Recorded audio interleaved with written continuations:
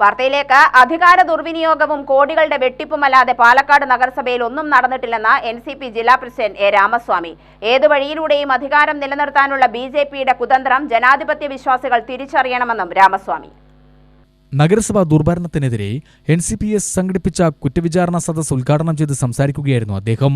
പാലക്കാട് നഗരസഭയ്ക്ക് അനുവദിച്ച കേന്ദ്രാവിഷ്കൃത പദ്ധതികളിൽ മുഴുവൻ കോടികളുടെ തട്ടിപ്പാണ് നടന്നത്. കേന്ദ്ര കുടിവെള്ള വിതരണ പദ്ധതിയിൽ ഉൾപ്പെടുന്ന അമൃത് പദ്ധതി പൂർത്തിയാവാത്തത് നഗരസഭയുടെ കെടുകാര്യസ്ഥതയാണ്.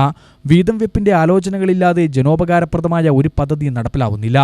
വീടില്ലാത്തവർക്കുള്ള പദ്ധതികൾ, മാലിന്യ സംസ്കരണം, ആരോഗ്യ സംവിധാനം, റോഡ് നിർമ്മാണം തുടങ്ങിയ എല്ലാ സംസ്ഥാന പദ്ധതികളെയും അട്ടിമറിച്ചു.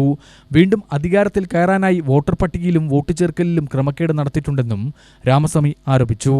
തുടർച്ചയായി 10 വർഷം ഈ നഗരസഭയെ ഭരിച്ച BJP ഭരണകൂടത്തിന്റെയും പ്രവർത്തനങ്ങൾ വിലയിരുത്തേണ്ടത് ഈ സന്ദർഭത്തിൽ ആവശ്യമാണ് എന്ന് തോന്നിയതുകൊണ്ടാണ് ഈ നഗരസഭാ ഭരണത്തിനെതിരായ ഒരു കുറ്റവിചാരണ സദസ്സ് സംഘടിപ്പിക്കാൻ NCPയുടെ പാലക്കാട് ബ്ലോക്ക് കമ്മിറ്റി തയ്യാറായത്.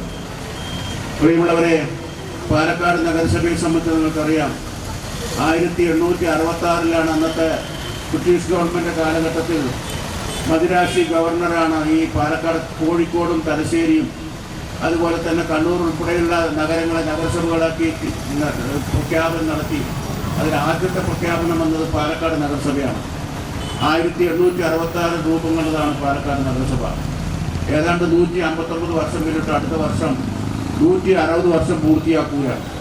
ഈ 160 വർഷം പൂർത്തിയാക്കിയ പാലക്കാട് നഗരസഭയെ സംബന്ധിച്ചിടത്തോളം നമുക്കറിയാം, നമുക്ക് ശേഷം വന്ന ഒട്ടേറെ നഗരസഭകളൊക്കെ വളരെ ദൂരം മുന്നോട്ട് പോയപ്പോഴും പാലക്കാട് നഗരസഭയെ സംബന്ധിച്ചിടത്തോളം ഇന്നും ഇവിടുത്തെ അടിസ്ഥാനപരമായ പ്രശ്നങ്ങളെ സംബന്ധിച്ചിടത്തോളം ആ പ്രശ്നങ്ങൾക്കൊന്നും പരിഹാരമുണ്ടാക്കുന്നതിന് ഈ നഗരസഭാ നേതൃത്വത്തിന് കഴിഞ്ഞിട്ടില്ല എന്നൊരു യാഥാർത്ഥ്യമാണ്. ബ്ലോക്ക് പ്രസിഡന്റ് കബീർ വെണ്ണക്കര അധ്യക്ഷത വഹിച്ചു. അജയൻ, ഷെൻ മന്ദിരാട്, ബാലസുബ്രഹ്മണ്യൻ എന്നിവർ സംസാരിച്ചു.